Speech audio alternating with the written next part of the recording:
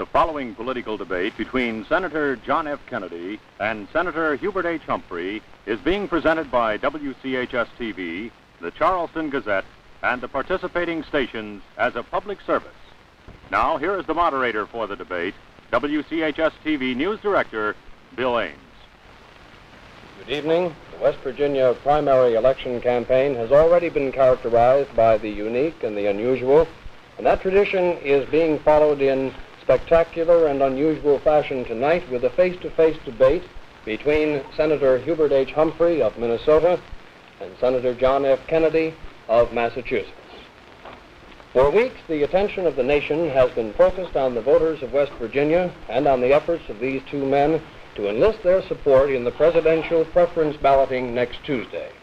In that voting, only registered Democrats can cast their ballots for these presidential candidates, and the outcome of the voting is not binding on the Democratic delegates to the July convention in Los Angeles. Still, it is generally agreed that the results of next week's election in West Virginia will be important to the presidential ambitions of the winner and of the loser. With a desire to crystallize for the voter the issues in the West Virginia presidential race, the Charleston Gazette, WCHS-TV, and participating stations in and out of the state have brought Senators Humphrey and Kennedy together for this encounter. Formal debate will begin the program. A question and answer period will follow the debate. The questions which will be asked have been sent in to the Charleston Gazette by its readers. The questions will be put to the senators by the two men on either side of me, Ned Chilton, assistant to the publisher of the Charleston Gazette, and by Dale Schussler of the news department of WTRF-TV in Wheeling. Gentlemen, in the debate, you will each have an opportunity for an opening 5-minute statement. Then you will have 5 minutes for rebuttal. In the toss of a coin before broadcast time tonight, you won, Senator Kennedy, and then chose to go second in debate. The order to be followed in opening statements and rebuttal, therefore, is the opening, Senator Humphrey, then an opening by Senator Kennedy, rebuttal by Senator Humphrey, and rebuttal by Senator Kennedy. Now, the sound of this buzzer will indicate that your time is at an end, and I ask your cooperation in observing the limitations placed upon you. And so, Senator Humphrey, may we begin with your opening 5-minute statement. Thank you, Mr. Ames and fellow Americans. Now, every political campaign should make a truly constructive contribution to American democracy. We should learn and become informed. And I have learned that here in West Virginia, that you want a government which never rests in this all-important and vital effort to build a secure and an enduring peace. I have learned that you want a government that cares and acts for the people and understands the needs of the people. And you want a government that isn't blinded by budget-balancing slogans, but rather is deeply dedicated to a balanced nation in which the pockets of depression and unemployment and poverty are erased. Now, the problems of this wonderful and beautiful West Virginia are much the same as those of other states and indeed of the world itself. And mind you, these problems are growing and spreading like a cancer throughout our very land. There's one thing to me that's crystal clear. America needs a democratic victory. And I pledge my wholehearted and active support to any forward-looking Democrat who may win the nomination. And I mean that to my friend John Kennedy as well. Richard Nixon must not be the next president of the United States. We've had too many years of caretaker government that ignores problems and avoids opportunities. Too many years of shameful neglect of America's needs at home and waste and loss of America's prestige abroad. We have, in fact, friends, been the victims of a no-go, go slow, not now veto administration. Popularity has been substituted for leadership and mediocrity for principle. Slogans have been offered in place of programs and public relations instead of genuine public service. America, yes, West Virginia, deserves a much better deal. Now, we have one basic problem. A conservative Republican government in Washington that is content with standing still in a changing America and a very rapidly changing world and talk Talk has been substituted for deeds. Little or nothing has been done about distressed industries such as coal, or depressed areas, or the problems of technological unemployment and automation, or indeed, little or nothing about the growing demands and needs of education, or the care of our elderly. The Republican administration has put on the brakes on the American economy when we should be moving ahead with giant strides. It has complained about growing surpluses of food and fiber, while in many parts of America, yes, in West Virginia, children suffer from inadequate diet. It shouts of inflation as it adds to the cost of living by hiking up the interest rates and tightening up the credit. And we pay a terrible price for this indifference. Now, these problems in West Virginia and the other states of our Union are in fact, however, not the worst that America faces. Time has caught up with America. For the past 7 years, the Soviet Union has been eating up the lead that America inherited, indeed, from past administrations. And it's going to be a pitiful inheritance that our next president will receive from this administration when he sits across the table from the Soviet dictator, Mr. Khrushchev. Now, the next 10 years may well decide whether the United States is to be a first-class power or become a second-class nation. More than a year ago, I sat across the table from Mr. Khrushchev for better than 8 hours. I saw him as he is, tough and able, a communist, a Bolshevik, determined to surpass the United States. And he is determined that communism will rule the world, and I'm determined that it will not. Now, the next president must arouse this nation to heroic deeds. He must courageously search for a lasting peace with justice and freedom, and he must understand the complexities of disarmament negotiations, the workings of diplomacy, the United Nations. He must develop a force for peace, using our food and our fiber surplus to feed the hungry, our medical knowledge to heal the sick, and our education to teach the illiterate. I've tried to prepare myself for this. Now, the West Virginia primary is more than a popularity contest. There are differences between the candidates, but the basic difference has been very accurately assessed by the journalists of one of temperament and one of attitude and one of approach. Now, how you should vote, I think, depends on your sober assessment of the needs of West Virginia. Satisfied with things as they are, then you'll vote for Mr. Livingston. If you think that only a little change, a moderate change is needed, for my friend. If you believe that a vigorous, hard-hitting, constructive action is required, you know my record, and I hope you'll find me your man. Thank you.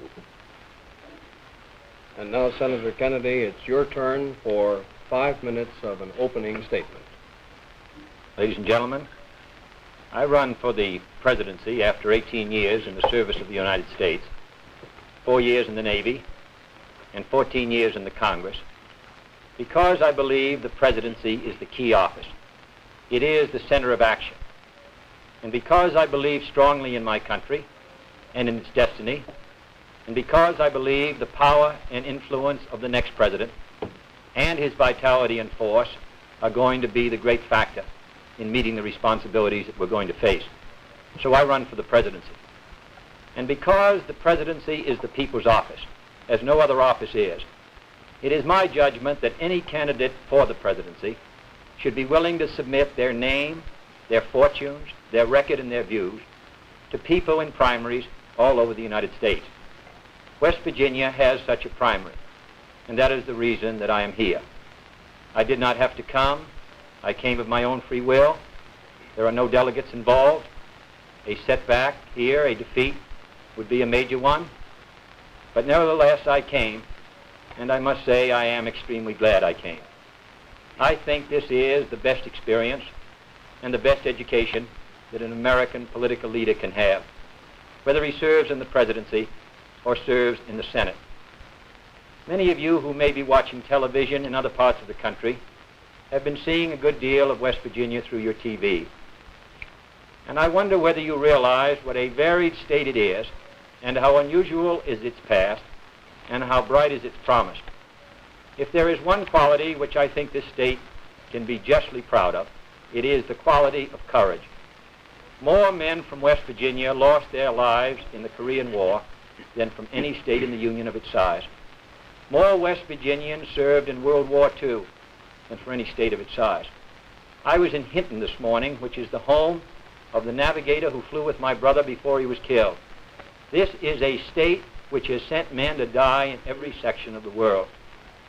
And also here in the state of West Virginia, you have to have courage to work in the basic industry of this state, coal mining. 8 West Virginians die in the coal mines of this state every month. These people are tough and hard. They've lived in the mountains. They're probably more descendants of American Revolutionary soldiers here in West Virginia than in any state of the country. George Washington said many years ago, "Let me plant a banner in those mountains, and I will set men free." This is a state that deserves an opportunity. It deserves recognition from our federal government. Last night I was in McDowell County. That county produces more coal than any county in the world. There are more people on relief in that county than in any county in the country. Now, why should there be 250,000 people living on a subsistence and below subsistence distribution from the federal government who only want to work, 100,000 able-bodied men who want a job and can't find it, who have spent their lives in the coal mines, who have spent their lives underground working in 35 or 40 inches, and who want to get a job again, who want to work. That is the problem of West Virginia. This state can really do a good deal. I don't think I've seen a more vigorous industrial complex than I've seen along the Ohio Valley and the Kanawha River, or better farms. The people of this state only need a chance, and I think that they're going to get it. I think this election is probably as important to West Virginia as any state in the country. And I hope the people of this country regard carefully what's happened here, because the problem that West Virginia is facing is the problem that all America is going to face. That is the problem of what happens to men when machines take their place. We produce more coal than we did 20 years ago in West Virginia, but there are thousands of men who mined in 1940 who can't find a job. What is happening in the coal industry in the last 10 years in West Virginia is going to spread all over the country. When a machine takes the job of 10 men, where do those 10 men go? What happens to their families? They live on unemployment compensation, and that runs out. They live on a subsistence diet distributed by the federal government, which is beyond the living standard for any American. And then they wait for a chance and a job. I must say, I am delighted I came here to West Virginia. I think everyone who seeks the office of the presidency should be willing to come. The lesson is hard, but it's important for all Americans. Thank you very much, Senator Kennedy. You have been shy 10 seconds of your 5 minutes.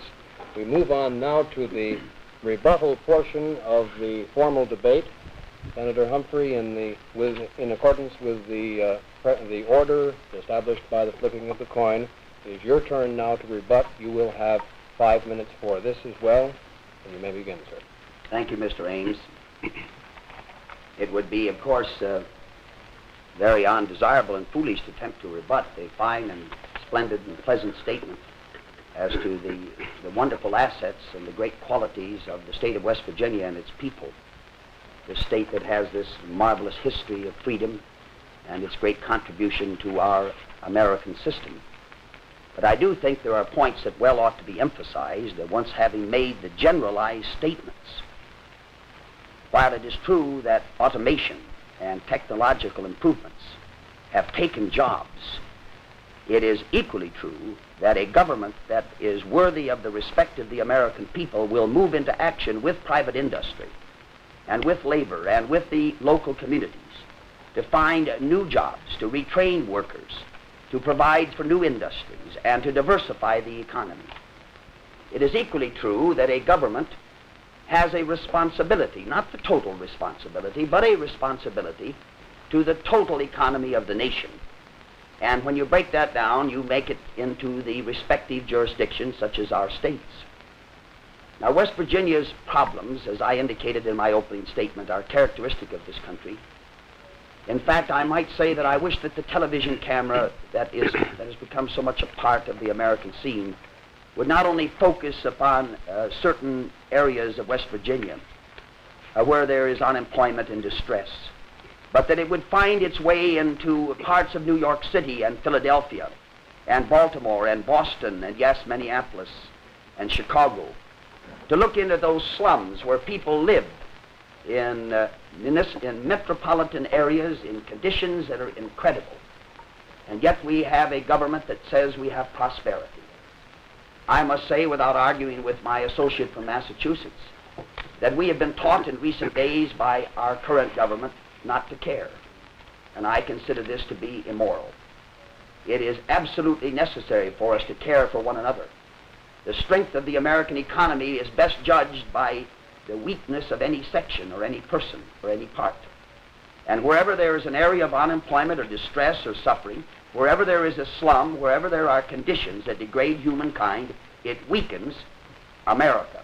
And it surely weakens our moral posture in the world. And it takes a terrible toll in terms of the economics of our country. You see, I was trying to emphasize in my opening statement that America needs to be strong. We're facing the toughest competition of our lives, tougher than anyone ever dreamed. And the Soviet Union and Mr. Khrushchev, as he symbolizes it, is determined to surpass us. And he's fighting us, competing with us on every area, not merely military. He's competing with us in economics and education, science and technology and culture. And we have to be prepared to meet that competition and to surpass it, to expand the areas of freedom. Now, you can't do that if you ignore problems at home. For example, if we're going to have a foreign policy which is willing to loan economic assistance to every nation in the world under the International Development Loan Fund, which I have supported, it seems to me we must have a domestic policy which will make possible loans to local communities, to local industries, to Americans, for the improvement of economic conditions in our own country. In other words, our ability to maintain our strength abroad will be dependent in no small part upon our capacity to have full production and employment at home with social justice. Now, I have some programs that I've mentioned. I don't think the generalities are anywhere accurate or adequate. I think I know what it means to be in trouble, to be poor, to be without a job. I learned something about that in the Depression of South Dakota. I've seen it in the iron mines of Minnesota. I didn't have to go to the coal mines of West Virginia for first-hand knowledge. I've seen it. I've tasted it. I don't like it. And therefore, I propose that we have area redevelopment, that we find new uses for coal and find new outlets for this great source of power, that we build generating plants at the mouth of the mine, for example, that we distribute electricity throughout this whole eastern seaboard, which is a great power center of America, the great industrial center, that we develop the great recreational facilities of West Virginia, that we make it the people's playground, that we give our young people a chance to work in the forests and out in the public lands, in the parks, in a youth conservation corps program, that we spend time and money upon conservation. All of this is an asset. All of this is an investment in the future. Those are my views for the future of this state. And now, Senator Kennedy, it is your turn to rebut the statements made by Senator Humphrey. Our thanks to you, Senator Humphrey. Senator Kennedy, your time begins right now. During my speech, I think that in considering the problems of West Virginia, I think the people of West Virginia are concerned about what can be done. And I think the people of the United States are concerned. This is a problem which goes beyond West Virginia. In Massachusetts, we lost our textile industry, and we had, through 4, 5, or 6 years in the great mill towns, an extremely difficult time. Pennsylvania, southern Illinois, Kentucky, parts of Indiana, parts of Ohio, have all been hard hit by technological change. The question is, what shall we do about them? What shall we do about West Virginia? I said that there were 250,000 people getting surplus food from the government. I received a letter the other day, April 23rd, from A.F. Johnston, Box 17, Montcalm, West Virginia. Here's what he gets every month from the government. I'm a man with TB, and I happen to get surplus food. I have 7 children. This is what I receive: 5 bags of flour, 4 cans of eggs, 3 5-pound bags of meal, 8 pounds of shortening, 4 pounds of rice, which we can't use if we don't get it clean, and 4 powdered milk. We do not get any butter, cheese, or beans, as Mr. Benson stated. I will challenge anybody on the surplus food situation on what we get, what we don't get. These are the powdered eggs. For a family of 4, you get 3 of these per month. It says for distribution to needy persons. There's 250,000 people in West Virginia getting this kind of assistance every month. It's an inadequate diet. There are a good many children who get their only good meal when they go to school and who bring some of it home to share with their brothers and sisters. This is a national problem, not a problem just for West Virginia. And it certainly is a problem which needs the devoted effort of the federal government, the President, the administration, and the Congress. There are, I think, some things we ought to do immediately.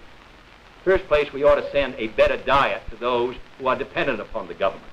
This is not a satisfactory diet for Americans. We should certainly add decent food.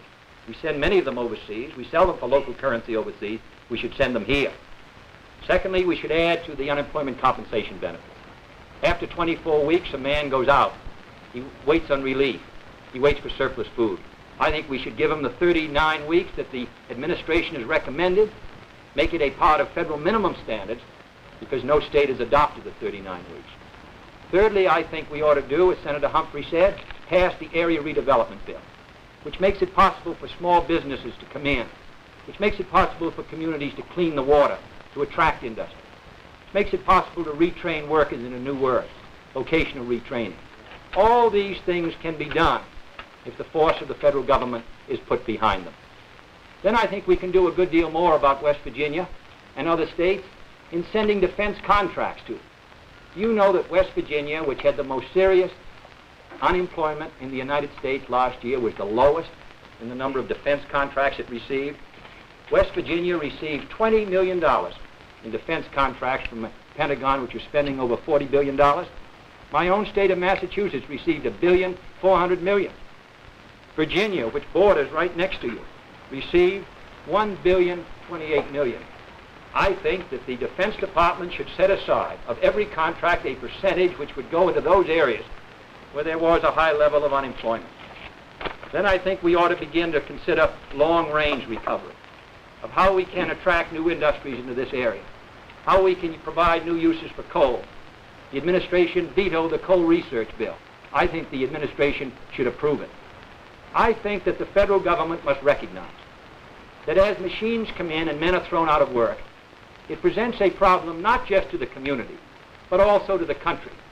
I think in every industry in the United States in the next 10 years, there should be councils between labor and management with government representatives, so that as machinery comes in which throws people out of work, we can find new jobs for them, new training, that the machines come in a way that will help people rather than just provide unemployment. This is the lesson of West Virginia. This is why West Virginia should be a matter of greatest concern to us all, because what has happened to these people can happen in every state of the country. West Virginia needs help, and I think it ought to be on the desk of the next President of the United States. Thank you, Senator Kennedy. Now, gentlemen, we have concluded the formal portion of the program, the formal debate with opening statements and then rebuttals, and we come to the portion which will be devoted to questions and answers. I'll remind you again that the questions have all been sent to the Charleston Gazette by its readers, and that they've been screened by the editorial board of the Gazette to avoid repetition and to make a representative selection of the hundreds that were received. Now, the ground rules regarding the answering of questions are as follows. The questions will be asked of you alternately, and you have 2 minutes in which to give your answer. Now, at the end of the 2 minutes, the familiar buzzer, the buzzer with which you've now become familiar, will sound as it has before, and you will stop. And I must ask your cooperation in observing that. The candidate to whom the question was not directed, some have been directed to you both, but the candidate to whom the question was not directed will have the option of comment if he so desires. And the time limit on comment will also be 2 minutes. Now, may we have the first question first from Ned Chilton of the Charleston Gazette. The first question is addressed to both of you gentlemen, and I'll ask Mr. Humphrey first. Should Red China be permitted to join the United Nations? It is sent in by Charles W. Simpson of Syracuse, New York. Well, Mr. Simpson and Mr. Chilton, I would not, as a delegate to the United Nations representing this country, nor would I, if responsible for the nation's foreign policy, recommend, at least at this time, the admission of Red China to the United Nations. She has demonstrated a kind of arrogance and a kind of intransigence, which I believe is anything but worthy of the respect and of the consideration of our country. May I further add that the Charter of the United Nations requires that the nations that are members thereof should be peace-loving nations.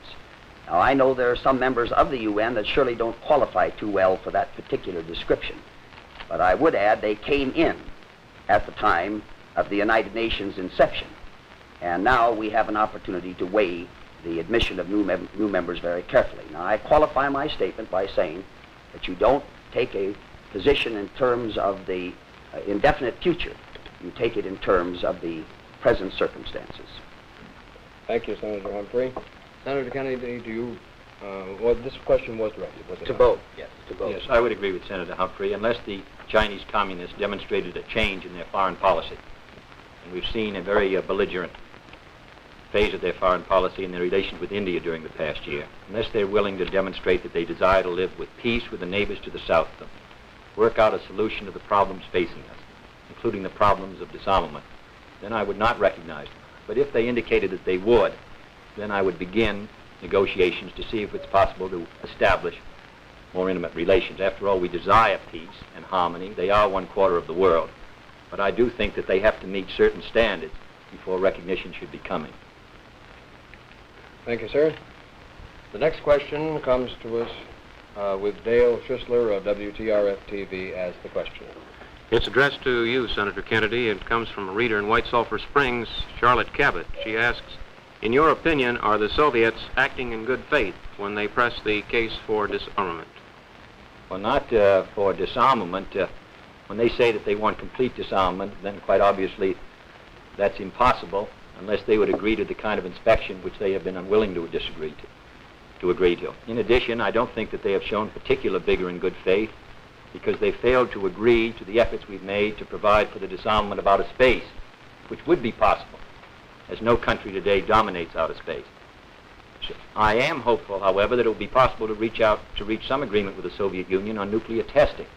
I think this is an area where it may be to our mutual advantage, where it may be to the self-interest of the Soviet Union and the United States to agree to the cessation of tests, to agree to a realistic and workable inspection system. And if that should be, then I'm hopeful we can proceed on that basis. But on the general thesis which Mr. Khrushchev advanced many months ago of immediate disarmament, I don't think they're working in good faith. And I Senator comment, Humphrey? would agree that there is considerable evidence of the lack of what one might call good faith. But I do have some hopes about the summit conference, particularly if the summit conference, the first summit conference, is limited to the phase of disarmament discussions. Now, at that conference, I think the most that we could expect is to be able to lay down or to get an agreement upon the ground rules for the present 10-nation disarmament conference that's underway in Geneva. If we could get the ground rules clearly understood, in other words, what they were to do in the 10-nation conference, this would be a forward step, particularly if there was a firm agreement. Secondly, there is one basic problem in the field of the nuclear test suspension with adequate inspection and control. And that problem is the number of on-site inspections where the mobile teams, the international inspection teams, can move into an area where there seems to be a suspicious event. Now, if we could come to an agreement upon the number of on-site inspections, then I think we would be making some forward progress in the field of disarmament. And this is a prospect that lends some hope.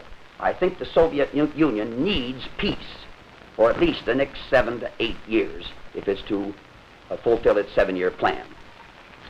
Senator Humphrey, the next question is addressed to you from J.A. Asbury of Glasgow, West Virginia. What stand do you take on the proposal to raise federal income tax exemptions from $600 to $800? I took a stand early on that, and this is one of the differences between my colleague from Massachusetts and myself, a difference of degree, I might add. I voted for the amendment offered by the senator from Texas, Mr. Yarborough, to increase the exemption from $600 to $800. I also voted for the George amendment of the late Senator Walter George to increase the exemption from $600 to $700 as it was a similar measure but of less degree. Now, I felt this was important at the time that it was up because there was considerable recession in the country, growing unemployment, and genuine economic distress. I feel that the use of the tax laws to be able to stimulate purchasing power and to broaden the base of the consumers or the consumption ability of the people is very important. Now, I would have made up that loss of revenue, and it was a loss of revenue. I would have made it up by having withholding taxes upon dividends and interest, upon closing tax loopholes, such as reducing the amount of depletion allowance on gas and oil. I voted to decrease it from 27.5% to 15%, and those two items alone, the reduction and the depletion allowance, which I submit is fair, the present law is special privilege. Closing the tax loophole on interest and dividends would more than have compensated for the loss of revenue, and the individual family, head of family, would have had more money with which to make his purchases, to educate his family, to take care of the medical needs of his family, and to be a better customer. I think it was a sensible vote. Thank you, sir. Next question, Dale. Oh, excuse me, Senator Kennedy, do you have any... Well, as I understood the question was, am I in favor of it today? Is that the question? What stand do you take on the proposal to raise federal income tax exemptions from $600 to $800? Well, I'm not... I think it would be a mistake and misleading for me to suggest that I'm going to favor a good many of the programs that I've talked about earlier. Also, a stronger national defense, federal aid to education, assistance to this state and other states, and at the same time say that I'm going to reduce income taxes this year. I don't think that's possible. I think it's... I think that we, in the final analysis, the President of the United States has to make a determination of what is in the long-range interest of this country. And I don't think, therefore, that at the present time, until the economy is moved up, I think it's going to be possible to reduce income taxes. Now, secondly, I am heartily in favor of closing the loopholes. I hope that can be done. We've been defeated on many occasions since I've been in the Senate. In the 8 years I've been in the Senate, the vote has come up on many times, and it's been defeated on every occasion. I hope we can do something about the oil depletion allowance. I think 27% is too much.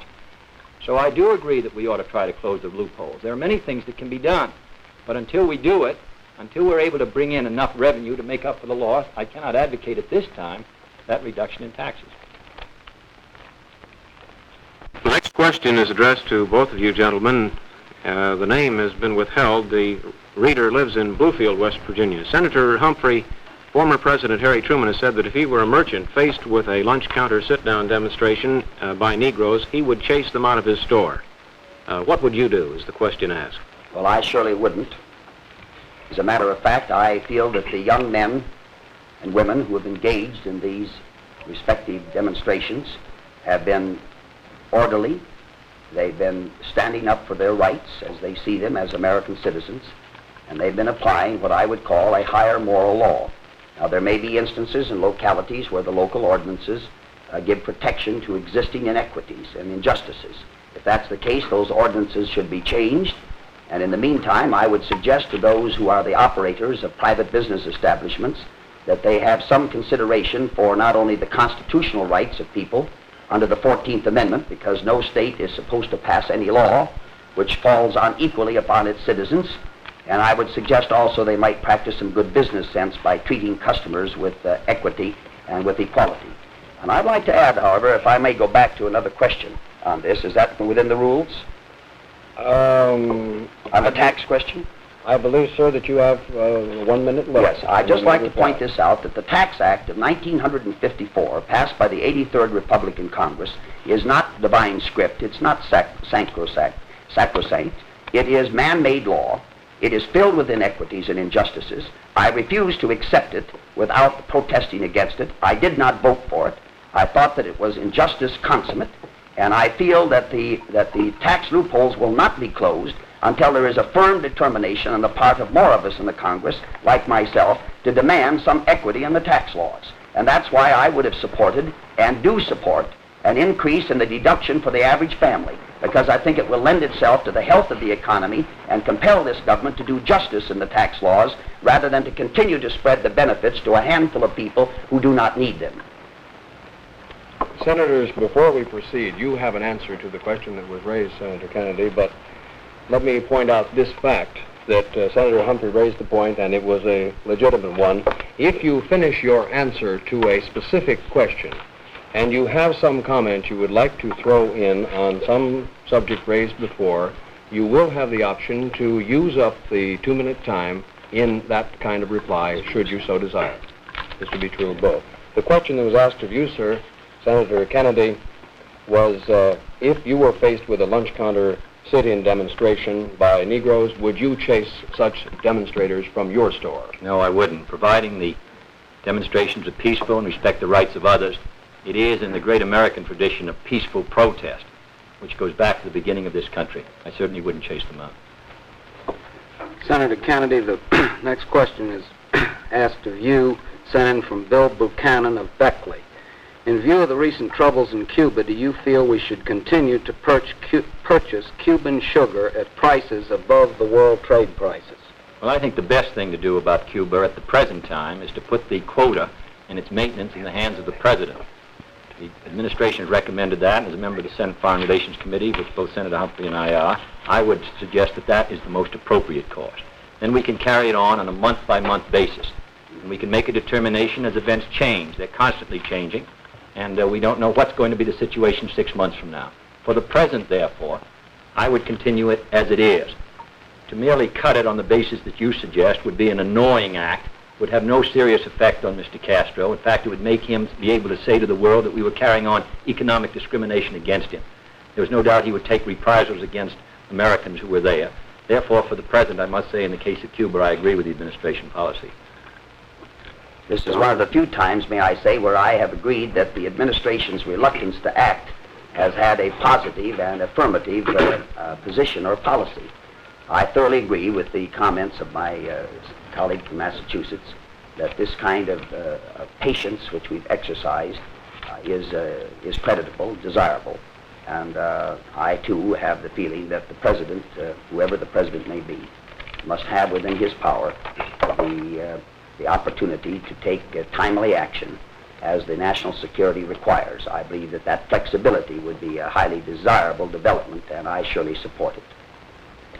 Senator Humphrey, would you agree with this statement from a reader in Lake, West Virginia, T.V. Saunders by name? How do you feel in regard to foreign aid? Doesn't it make more enemies than it does friends? Well, it can, but I don't think it does. In the main, the foreign aid program has been a constructive force in American life and American foreign policy. There has been a tendency, however, of late to emphasize primarily the monetary aspects of foreign aid rather than the manner in which it is utilized and the manner in which it is effectuated. Take, for example, some time ago, I wrote to the State Department about our foreign aid program in Korea. I had information which led me to believe that it was being poorly administered. In fact, there were some elements of corruption. The administration didn't seem to feel that that was the case. I made a speech in the Senate. In fact, I made 5 speeches over 2 years in the Senate on Korea, pointing out what was happening over there, which finally developed, as you know, into riots with the government having to be changed. And we now discover that the foreign aid program has been poorly managed and has cost the American taxpayer a substantial amount through mismanagement and corruption. But in the main, I must say that foreign aid is required. I don't think that we ought to that we ought to do away with it. What we need are administrators of foreign aid, continuity of administration, who follow through to see that this foreign aid does some direct good for the people for which it is intended. Senator Kennedy? I think that it would be the advantage of both the United States and the countries involved if more and more foreign aid could be put in the form of loans, if we could strengthen the Development Loan Fund, make it possible for them to pay back, not put so much emphasis on the disposition of surplus military equipment, which they're not able to sustain. We gave Laos, I think, something like $300 million of it, and yet they weren't able to defend themselves against a 5,000 guerrilla invasion. So I would say I would strengthen the Development Loan Fund, put it on the basis of loan. Then when people ask for it, they will have projects which are worthwhile, and it will be done on a more business-like basis. It does serve a useful function because so much of the world is going through a period of transition. Latin America and Africa and Asia, we want them to maintain their freedom. You've seen what's happened to the balance of power in the world when China went communist. We want to make sure that these other countries have a chance to develop under a free system. Our security is protected when they do so. Therefore, I think the best way, in a measured, careful way, strengthen the loan provisions, put the major emphasis into those, and also help get the countries of Western Europe, whom we assisted 10 years ago, to play their proportionate role in assisting these countries. This question is asked of both. I'll query Mr. Humphrey first, Senator Humphrey first. Vice President Nixon, by inference, has said this country has nothing to fear until such time as an individual with no religion, an atheist or an agnostic, is a candidate for president. Would you care to comment on this? Well, I believe it is quite well understood, or at least it should be, that the Constitution of the United States makes no religious requirement for any candidate for office. And my comment is that a good deal of this discussion on a subject that is as sensitive and as volatile and as personal and intimate as one's religious convictions could be well relieved if there was a little less talk about it and a little more understanding about the personal matter of one's religious faith and convictions. I have said, and I shall repeat it, that the most important thing for a voter to understand about religion and politics is the moral laws, the ethical standards, or the moral standards of the individual candidates and the party that he may represent. In other words, we ought to have some religion, some faith in our heart, and by that I mean some love of fellow man, a recognition of our humility before divine providence, and the need of prayerful guidance and advice. Senator Kennedy? Well, of course, as Senator Humphrey says, the Constitution is quite explicit. It says there shall be no religious test for office in Article 6, and then, of course, the First Amendment says Congress shall make no laws. So therefore, of course, this country was founded on the basis of religious freedom. And that means that we all believe as we want to believe. And I don't think that the Vice President, and I'm sure he doesn't intend to, or anyone else, how could we decide whether somebody is irreligious or not religious? It's far better that we let them carry on their own life, believe as they choose to do so, providing they have given adequate demonstration. They believe in the constitutional system, that they believe in the First Amendment, that they believe in the rights of others to worship as they want, that their decisions are made based on their own experience and their own best judgment. These are the great factors which I think motivate men as different as Jefferson and Lincoln, men who had entirely opposite in some ways, or in some ways the same religious beliefs. This country, this is perhaps the most important ingredient in the development of American character from the beginning of this country, which was founded on the principle of religious freedom. Therefore, I'm devoted, and I know Senator Humphrey is, to the maintenance of this tradition. And I'm confident that they are, too, in West Virginia. That's my experience, and I continue to believe that because I think it's such an important quality in the American character and the American experience. If this were lost, if we've started to apply religious tests of one kind to another, then really something important in American life would go out. So I must say that I believe that people should be free, that's the important thing, to believe as they wish, providing they are loyal Americans and devoted to constitutional principles. Senator Humphrey, Jerry Carney of Dunbar directs this question to you. Are you in favor of a national fair trade law? I have been. I feel that fair trade laws have a place in the American economy. The biggest problem has been in the area of enforcement. I believe that there ought to be rules of conduct in the economic marketplace, just as there are rules of conduct in banking, in railroading, in utilities. I happen to believe that lost leaders lend themselves to the warfare, to jungle warfare in the economic marketplace, threaten the very existence of private enterprise, particularly individually owned enterprise or partnerships. I have seen through experience, not through theory, the impact of the powerful, large interests upon the independent retailer, and he is in need, particularly in those areas where there are nationally advertised brands, of some kind of price protection, lest these nationally advertised items be used as come-ons to draw people into a business establishment and ultimately to destroy the independent merchant who is, in fact, as important to the American social and economic structure as the family farmer, or indeed as the school teacher or the independent school district. These are the ways that we develop an America that has a degree of independence and a degree, I would say, of social justice and fair play, which is so important a part of our national makeup. Senator Kennedy, do you wish to reply to that question? Well, I think we want to be careful in protecting smaller businessmen, and I must say I think they need protection, because I think in this administration, particularly credit policies and all the rest, have worked to their disadvantage. We make sure that it doesn't provide that the consumers are going to have to pay a unnecessarily high cost. I remember Senator Neely in this state making a speech on the Senate floor in which he said a fair trade bill would cost his people millions and millions of dollars. So that I think we want to be extremely careful before we push a national fair trade law, that we are providing protection where it is needed and not merely permitting a higher cost for a good many people. Gentlemen, Mrs. Elsie Osborne of Clendenin asks, why do Senator Kennedy, this is a question directed at both of you, why do Senator Kennedy and Senator Humphrey blame all the ills of West Virginia on the Eisenhower administration when we have a Democratic Congress of which both are members and which has done nothing yet toward helping us? Who are you going to let answer that one first? Choose up side. Well, since I've been getting all the hot ones first, I'll take this one. Go ahead, John, if you wish. Oh, no. Well, I was just going to say, and I'll let Senator Humphrey answer half of this question. I remember that taking the lead in Defense Manpower Policy Number 4 in 1953 to steer defense contracts into distressed areas, of which my state of Massachusetts had a good many. This administration committed themselves to maintaining it by executive order, and it was never done. Senator Nolan led the fight against our effort. I was the floor manager on the first area redevelopment bill, which was intended, and both of us have mentioned this, to assist areas like West Virginia, which had high unemployment. The president vetoed that bill. I'm going to let Senator Humphrey give a couple of other examples. Well, one other good example is the coal research bill, which was passed with the support, of course, of the members of the West Virginia delegation.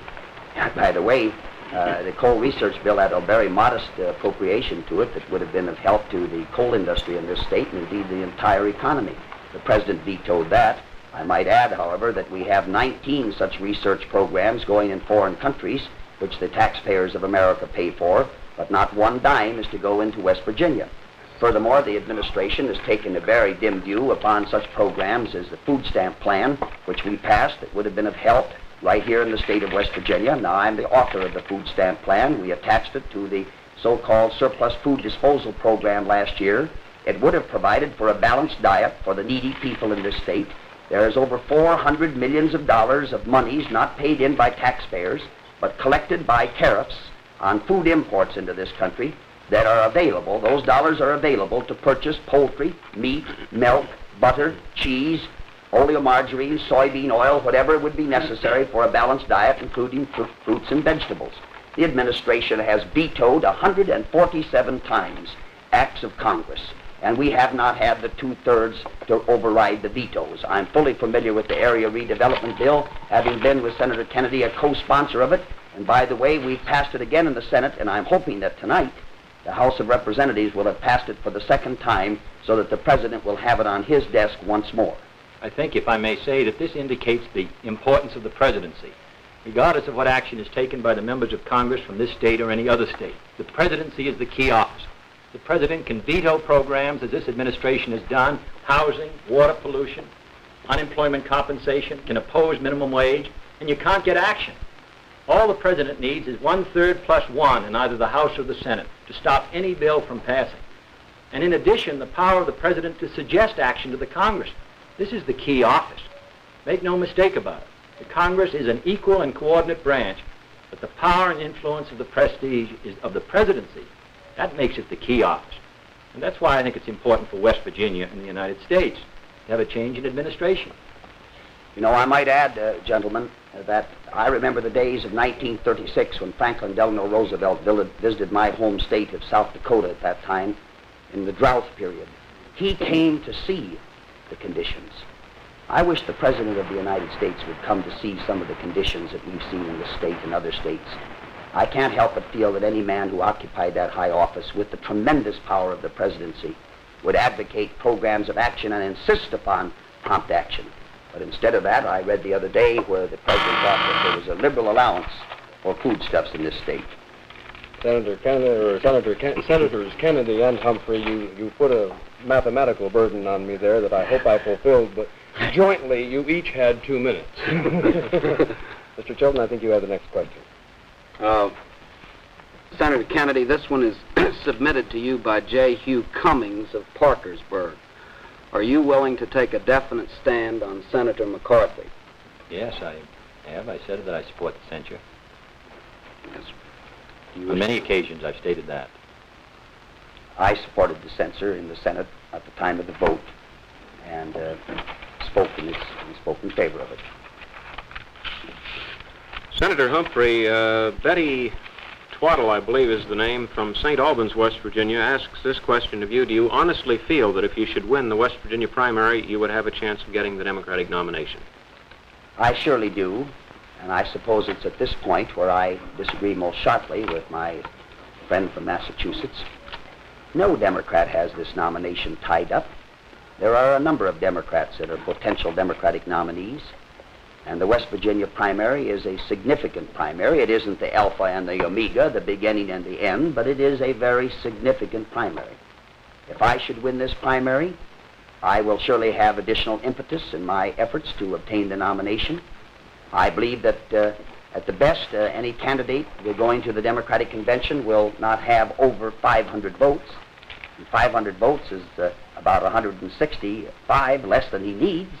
And if you have 200 votes, you're just as much alive politically as the man with 500 votes. And when it gets right down to it out at Los Angeles at the Democratic Convention, the Democratic Party is going to want a candidate who will take this battle to the Republicans, who will speak up unequivocally, who will stand on the platform, who will be able to wage a battle against Mr. Nixon, the Republican nominee, and who will not back off. I waged that battle in my opening statement tonight because I believe that the Republican administration has been costly to this country, and it has been an unhappy administration for the future of America, and I want no more of it.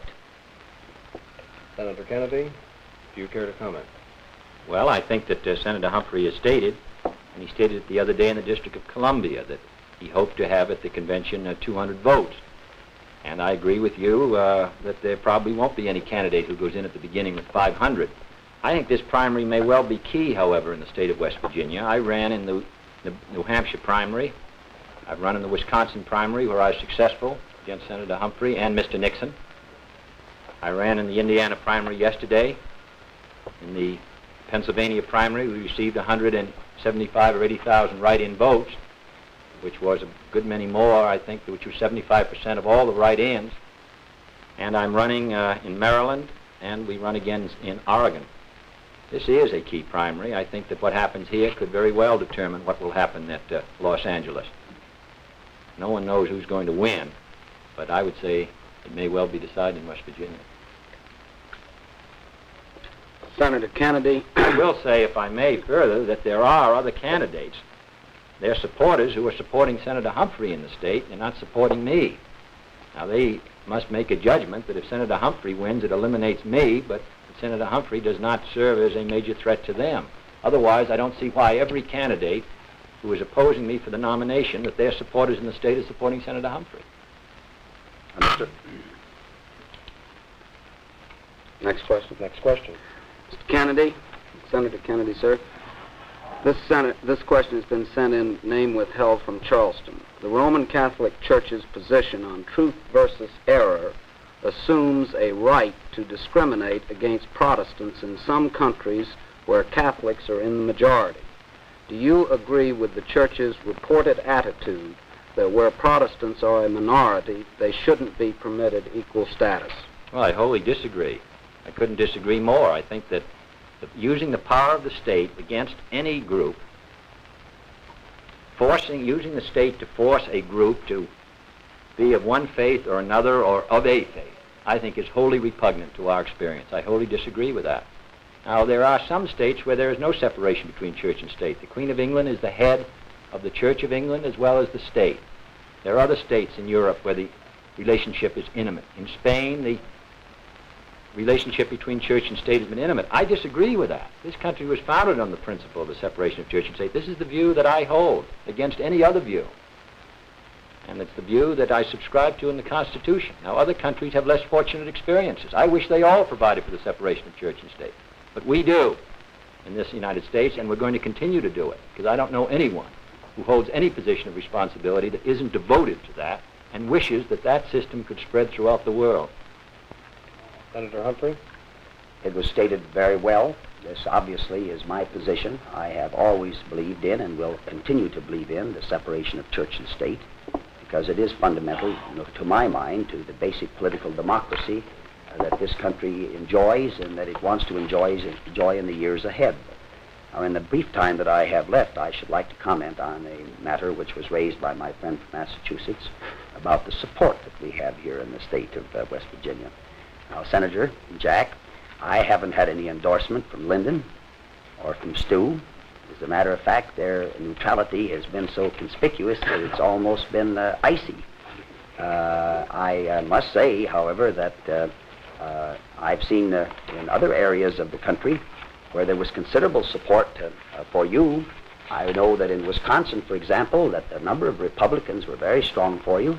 It's quite well recognized that they were.